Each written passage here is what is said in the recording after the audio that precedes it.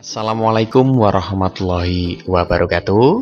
Hai teman-teman, calon peserta tes P3K 2021 dimanapun Anda berada. Saat ini Anda sedang menyaksikan kanal YouTube video pembelajaran edisi seri belajar materi pedagogi, yaitu konsep penilaian. Peta konsep pada video pembelajaran kali ini akan difokuskan pada materi yang keenam, yaitu konsep penilaian. Ada 3 topik yang akan kita bicarakan. Yang pertama adalah fungsi penilaian, kedua penilaian pada kurikulum 2013, dan yang ketiga penilaian oleh pendidik untuk peserta didik. Baik, kita akan mulai pada topik yang pertama, yaitu fungsi penilaian. Penilaian ini dilakukan bukan hanya untuk mengukur hasil belajar peserta didik saja, namun dapat pula untuk meningkatkan kemampuan peserta didik dalam proses belajar. Ada 3 pendekatan penilaian yang biasa digunakan. Yang pertama adalah assessment of learning, yaitu penilaian di akhir pembelajaran. Nah, akhir dalam hal ini maksudnya adalah hasil. Kemudian ada assessment for learning, yaitu untuk pembelajaran. Nah, ini menekankan pada proses. Dan ada assessment as learning, yaitu sebagai. Ini juga menekankan pada proses dan merujuk pada siswa. Untuk assessment of learning, ini biasa digunakan pada tes sumatif, yaitu ujian nasional, ujian sekolah, UTS, UAS. Ini dilaksanakan setelah proses pembelajaran selesai untuk memberikan pengakuan terhadap capaian hasil belajar. Berikutnya ada assessment for learning, yaitu berupa penugasan, presentasi, proyek, dan kuis. Ini dilaksanakan saat proses pembelajaran berlangsung dan digunakan untuk perbaikan proses belajar. Pada teknisnya, ini pendidik memberikan feedback atau timbal balik ya kepada peserta didik, yaitu untuk memantau kemajuan dan meningkatkan performa peserta didik itu sendiri. Berikutnya ada assessment as learning, yaitu penilaian diri dan teman sebaya. Nah, pada penilaian ini dilaksanakan saat proses pembelajaran. Penilaian ini melibatkan peserta didik yang secara aktif dalam penilaian, yaitu saat merumuskan prosedur dilibatkan ya. Kemudian kriteria-kriterianya apa saja juga dilibatkan, serta pembuatan rubrik penilaian, ini siswa juga harus mengetahui, agar mengetahui apa yang harus dilakukan ketika penilaian itu berlangsung. Nah, selama ini assessment of learning ini dominan digunakan, atau saya singkat AOL ya. Nah, penilaian hasil belajar ini seharusnya memang mengutamakan AFL dan AAL ya, yaitu for learning dan as learning, karena memang sesuai dengan karakteristik dari kurikulum 2013. Berikutnya yang kedua, yaitu penilaian pada kurikulum 2013. Penilaian Kurtilas ini berbasis kompetensi. Jadi, penilaian hasil belajar peserta didik pada Kurtilas ini meliputi sikapnya, pengetahuannya, dan keterampilannya. Pada bagian ini, pendidik ini harus menetapkan kriteria ketuntasan materi atau KKM dan harus menyiapkan instrumen penilaiannya. Ya, KKM ini dapat dijadikan dasar bagi pendidik untuk menetapkan remedial nanti atau pengayaan. Kemudian, KKM ini ditentukan satuan pendidikan, yaitu sekolah ya, dengan mengacu pada standar kompetensi lulusan. Satuan pendidikan ini merumuskan KKM-nya bersama kepala sekolah, pendidik, dan tenaga pendidik lainnya. KKM dirumuskan dengan memperhatikan karakteristik peserta didik atau intake, kemudian ada karakteristik mata pelajarannya, yaitu kompleksitas materi, kemudian juga kondisi satuan pendidikannya, seperti guru dan daya dukungnya seperti apa. Kemudian setelah KKM ditentukan, lalu capaian pembelajaran peserta didik ini dapat ditentukan nantinya. Peserta didik yang belum mencapai KKM berarti belum tuntas dan diwajibkan untuk mengikuti program remedial. Kemudian peserta didik yang mencapai dan melebihi KKM ini dapat mengikuti program pengayaan. Yang ketiga yaitu penilaian oleh pendidik. Ya, berdasarkan Permendikbud nomor 23 tahun 2016 tentang standar penilaian pendidikan, lingkup penilaian hasil belajar pada level SD sampai dengan menengah ini dilakukan oleh 3 kategori. Yang pertama adalah pendidik, yang kedua satuan pendidikan, dan yang ketiga adalah pemerintah. Namun pada topik ini kita fokus pada penilaian oleh pendidik. Penilaian oleh pendidik ini dilakukan menggunakan teknik penilaian sikap, yaitu untuk mengetahui kecenderungan perilaku sosial dan spiritual dari peserta didik. Kemudian juga mengetahui capaian perkembangan sikap peserta didik dan dapat memfasilitasi tumbuhnya perilaku sesuai dengan KI 1 dan KI 2. Kemudian juga dapat menggunakan teknik penilaian pengetahuan dan dilakukan pula teknik penilaian keterampilan. Baik, kita akan mulai membahas satu persatu. Kita mulai dari teknik penilaian sikap. Ada 3 aspek yang perlu dinilai. Yang pertama adalah menggunakan observasi. Ya, observasi ini dilakukan dengan menggunakan lembar observasi terbuka dan tertutup. Kemudian ada pula penilaian diri. Dilakukan oleh peserta didik itu sendiri dengan mengidentifikasi kelebihan dan kekurangan sikapnya dalam berperilaku. Kemudian nanti instrumen penilainya berupa skala Likert atau menjawab pertanyaan ya atau tidak pada butir pernyataan sikap positif. Jadi di penilaian diri ini peserta didik ini mengidentifikasi dirinya, ya, yaitu menggunakan instrumen skala Likert, ya, yang pada teknisnya mereka mengisi ya atau tidak pada butir pernyataan sikap positif. Dan yang ketiga, penilaian antar teman. Ini dilakukan antar peserta didik dengan peserta didik lain terkait sikap yang dinilai. Penilaian antar teman ini digunakan untuk menumbuhkan nilai sikap, kejujuran, tenggang rasa, dan saling menghargai. Baik, kita akan membahas secara khusus pada teknik penilaian sikap, yaitu observasi lembar terbuka dan tertutup. Lembar observasi terbuka dan tertutup ini menyangkut konteks sosial dan spiritual. Ya, lembar observasi terbuka ini menggunakan buku jurnal untuk mengetahui perilaku peserta didik yang ekstrim. Ya, ekstrim dalam tanda kutip tentu ada sesuatu ya. Kemudian pengisian jurnal bukan hanya yang dilihat guru mapel saja. Bahkan wali dan BK ini juga harus melihatnya. Namun dari berbagai sumber yang valid dan relevan agar buku jurnal tersebut memang mencerminkan apa yang dilakukan peserta didik.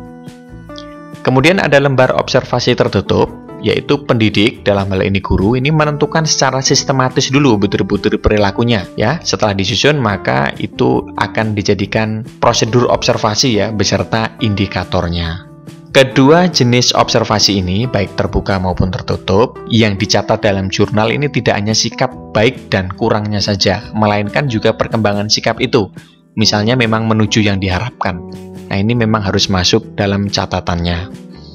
Kemudian, hal-hal yang perlu diperhatikan dalam penilaian sikap menggunakan teknik observasi ini ada beberapa hal. Yang pertama, jurnal penilaian ini ditulis oleh guru mapel, wali kelas, dan BK selama periode 1 semester atau 6 bulan ya. Khusus untuk SD, karena tidak ada guru BK, maka ditulis oleh guru mapel dan wali kelas. Kemudian, bagi wali, jurnal menjadi tanggung jawabnya. Bagi guru mapel, jurnal menjadi catatan di tiap kelas yang diajarnya. Bagi BK, jurnal digunakan untuk kelas bimbingannya. Berikutnya, perkembangan sikap sosial dan spiritual ini ditulis dalam satu jurnal atau 2 jurnal yang terpisah. Ini bisa. Kemudian, peserta didik yang dicatat hanya yang berperilaku sangat baik atau kurang baik secara alami. Peserta didik yang berperilaku baik ini tidak wajib untuk dicatat. Perilaku sangat baik atau kurang baik yang dicatat dalam jurnal ini tidak terbatas sesuai dengan butir sikap dalam RPP. Jadi silahkan ditulis secerinci mungkin. Kemudian wali kelas, guru mapel, dan BK ini mencatat perkembangan sikap peserta didik sesuai yang dilihat atau dari sumber yang terpercaya.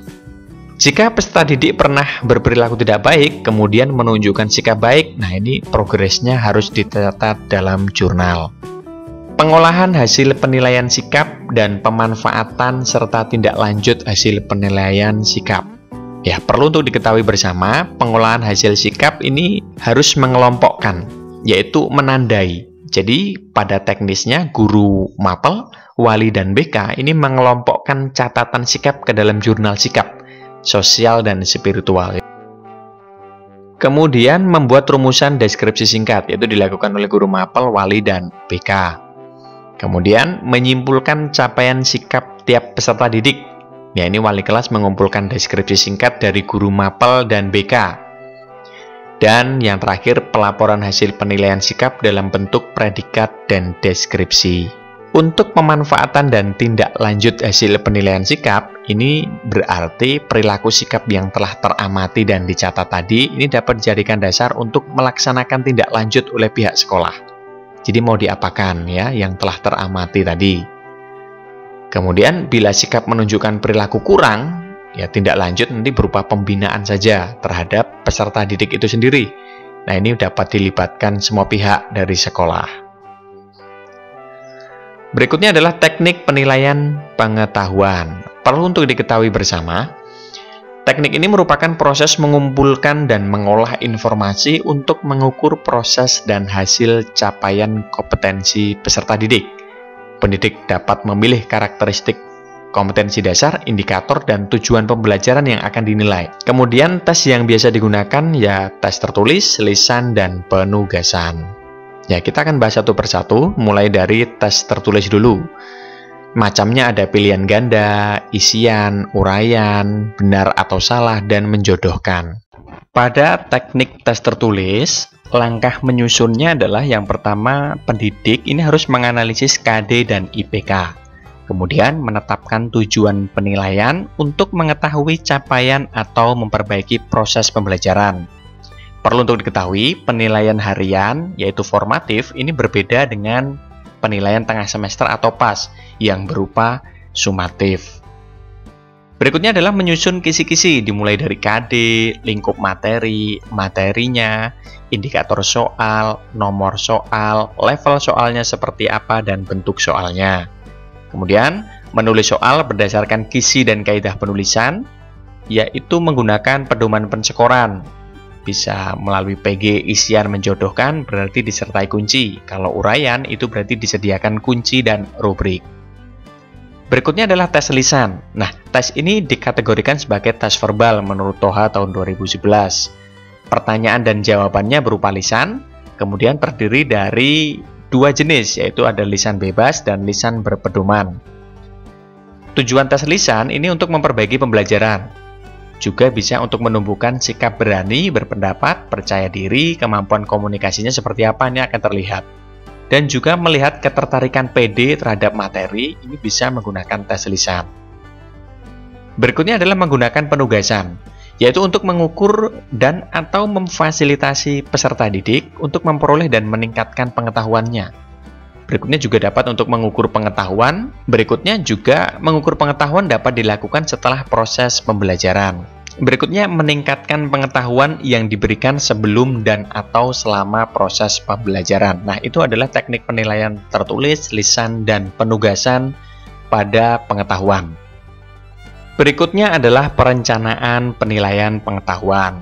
Perencanaan ini dilakukan agar tujuan penilaian nanti menjadi jelas, memberikan gambaran dan desain operasional terkait tujuan, bentuk, teknik, frekuensi, pemanfaatan, dan tindak lanjut penilaian. Nah, ini semua dilakukan secara sistematis. Tahap perencanaan penilaian yang pertama yaitu menetapkan tujuan penilaian terlebih dahulu. Dengan mengacu RPP di KI dan KD, 3 atau 4 ya, pengetahuan atau keterampilan, sesuai mata pelajarannya terlebih dahulu. Kemudian penetapan itu nanti dirumuskan dengan cara mengkombinasikan butir KD dengan tujuan pembelajaran. Ada satu ilustrasi, yaitu Bapak Guru mengajar kelas 11, mapelnya Bahasa Indonesia dengan materi teks prosedur semester 1. KI pengetahuan sudah ditemukan, kemudian tujuan pembelajaran juga sudah ditemukan. Dengan cara merumuskan keduanya, yaitu mengkombinasikan dengan cara mengukur penguasaan kemampuan PD dalam, menjelaskan, menginterpretasi, dan menunjukkan ini didapat dari tujuan pembelajarannya. Ya, apa yang akan dijelaskan, diinterpretasi, dan ditunjukkan yaitu struktur, kaidah, makna, unsur, dan bagian teks cerpen Mata yang Enak Dipandang karya Ahmad Tohari. Nah, itu adalah cara dalam menetapkan tujuan penilaian. Berikutnya, tahap perencanaannya yaitu menentukan bentuk penilaian, ulangan, pengamatan, penugasan, dan lain-lain. Jadi guru ini memilih bentuk penilaian dengan mempertimbangkan kesesuaian KD. Kemudian memilih teknik penilaian, mau tes tulis, lisan, atau penugasan, dan ini juga harus ada dalam RPP. Kemudian menyusun kisi-kisi, ya, dengan cara melihat KD yang akan diukur, lingkup materinya apa saja, kemudian indikator soalnya bagaimana, nomor soal ada berapa nanti, levelnya, HOTS atau LOTS, dan bentuk soalnya seperti apa. Disusun secara proporsional, memasukkan aspek pengetahuan konseptual, prosedural, dan faktual, dan kecakapan LOTS HOTS juga terwakili dalam levelnya tadi. Berikutnya menyusun soal, dan perencanaan terakhir yaitu menyusun pedoman penskoran. Yaitu jika PG isian menjodohkan dan jawaban singkat, ini bisa disediakan kunci. Jika soal uraian, ini bisa disediakan kriteria jawabannya. Berikutnya adalah pelaksanaan penilaian, pengolahan hasil penilaian, dan pemanfaatan dan tindak lanjut hasil penilaian. Untuk pelaksanaan penilaian, ini ada beberapa tahap. Yang pertama harus mengetahui bentuk pelaksanaan penilaian terlebih dahulu. Ada penilaian harian atau PH, ini diberikan setelah selesai dalam 1 KD. Ada PTS atau penilaian tengah semester, ini diberikan setelah memberikan 2 atau 3 kompetensi dasar. Dan yang terakhir ada penilaian akhir semester, ini diberikan setelah semua KD ini nanti terselesaikan. Kemudian frekuensi penilaian pengetahuan ini dipetakan pada Prota dan Prosem. Nah, penentuan frekuensi ini sesuai dengan KD gemuk dan kurus. KD gemuk yaitu lebih dari 1 KKO dalam 1 kompetensi dasar. Yang kedua, KD kurus itu ada 1 KKO saja dalam 1 kompetensi dasar. Kemudian frekuensi penilaian ini nanti bervariasi dalam 1 semester.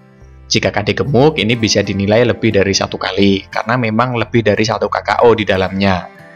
Sedangkan kalau KD kurus ini bisa dinilai 1 kali saja saat penilaian.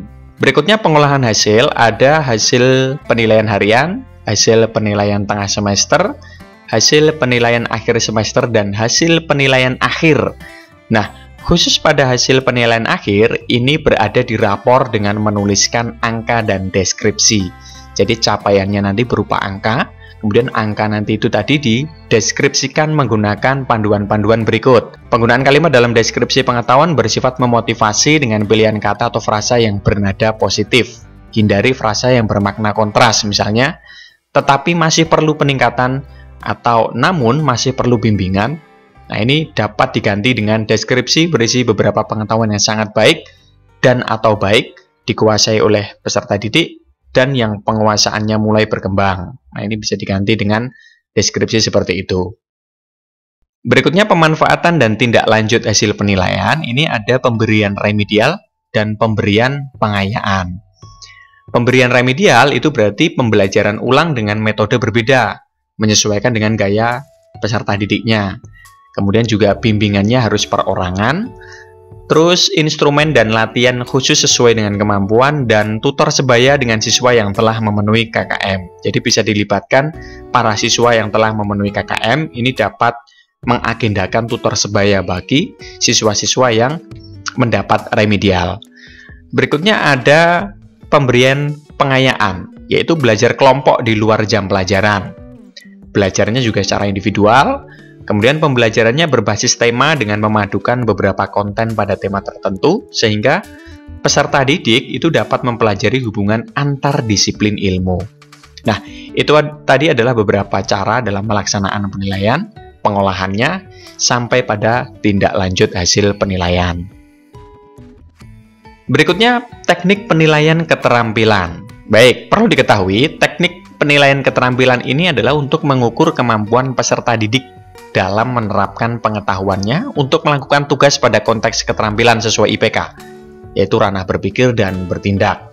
Ranah berpikir itu meliputi kata kerja operasional menggunakan, mengurai, merangkai, modifikasi, dan membuat.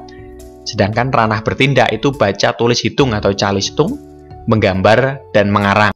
Baik, untuk teknik penilaian keterampilan pertama yaitu praktik. Nah, ini meliputi membaca puisi, pidato, praktik alat di laboratorium, alat musik, main bola, menyanyi, menari, dan lain-lain. Aspek yang dinilai adalah kualitas proses mengerjakan atau melakukan suatu tugas itu. Kemudian penilaian praktik ini lebih otentik karena bentuk tugasnya mencerminkan kemampuan yang diperlukan dalam kehidupan. Berikutnya ada teknik penilaian produk. Nah, ini membuat kerajinan, karya sastra, laporan percobaan, mencipta tarian, lukisan, aransemen musik, dan lain-lain. Nah, pada tahap ini, menilai pembuatan dan kualitas produk ini menjadi titik beratnya. Kemudian menilai keterampilan peserta didik dalam mengaplikasikan pengetahuan ke wujud yang lebih konkret. Ada buktinya ya, ada bentuknya. Tujuannya adalah agar keterampilan peserta didik ini sesuai dengan tujuan pembelajaran di kelas. Kemudian menilai penguasaan keterampilan ini juga sebagai syarat untuk mempelajari keterampilan berikutnya nanti. Berikutnya menilai kemampuan peserta didik dalam bereksplorasi, mengembangkan gagasan, kemudian juga mendesain, bahkan berinovasi dan berkreasi juga. Ada pula teknik penilaian proyek. Nah, ini macamnya seperti investigasi keanekaragaman, membuat makanan dan minuman, membuat video. Ya. Pada tugas ini, ya tentu harus berjangka waktu. Ya, investigasinya juga dimulai dari perencanaan, pengumpulan data, pengorganisasian, pengolahan, dan penyajian data. Tujuan dalam tugas proyek ini adalah untuk memonitor peserta didik dalam merencanakan, menyelidiki, menganalisis proyek, menunjukkan pengalaman peserta didik, kemudian juga bekerja independen atau kelompok, ini bisa dilihat ya, dan menunjukkan temuan-temuannya melalui visual display. Berikutnya adalah penilaian keterampilan portofolio. Nah, pada teknik penilaian keterampilan portofolio, ini karya peserta didik ini juga dapat disimpan sebagai portofolionya, seperti karangannya, puisi-puisi yang telah mereka buat, gambar atau lukisan yang dihasilkan, surat penghargaan atau piagam yang ada, dan foto-foto prestasi ini bisa dimasukkan dalam karya peserta didik portofolio. Dokumen tersebut memang dapat menumbuhkan rasa bangga peserta didik, sehingga mendorong untuk mencapai hasil belajar yang lebih baik. Kumpulan karya atau dokumen peserta didik yang tersusun itu juga harus sistematis. Ya, ada beberapa tahapannya. Jadi portofolio memang diambil selama proses pembelajaran. Kemudian digunakan guru dan peserta didik untuk menilai dan memantau perkembangannya. Bisa dari pengetahuannya, keterampilan, dan sikap dari peserta didik itu sendiri. Nah, tujuannya adalah untuk menentukan bagaimana hasil karya itu diperoleh sebagai salah satu bukti pencapaian KD dan indikator mata pelajarannya. Kemudian perkembangan kompetensi peserta didik ini juga dapat diketahui. Artinya dalam portofolio ini harus disimpan dalam satu folder lengkap dengan waktunya, agar kualitasnya dapat dilihat secara kronik, jadi urutan waktu. Nah, ini juga dapat untuk mengetahui perkembangan peserta didik itu. Kemudian portofolio merupakan penilaian otentik yang merepresentasikan sikapnya, pengetahuannya, dan keterampilannya. Kemudian dokumen portofolio itu juga harus bermakna dan berguna bagi guru, peserta didik, dan orang tua peserta didik itu sendiri. Nah, dalam hal ini pendidik dan peserta didik ini juga harus menentukan ruang lingkupnya dalam teknik penilaian portofolio. Setiap peserta didik ini memiliki dokumen portofolio juga yang memuat hasil belajarnya. Nah, ini alangkah baiknya dibuat pada tiap mapel. Kemudian, menentukan jenis hasil atau karya yang perlu dikumpulkan apa saja bagi pendidik dan peserta didik. Nah, pendidik juga dapat memberikan feedback atau timbal balik yang berisi komentar-komentar dan masukan yang membangun.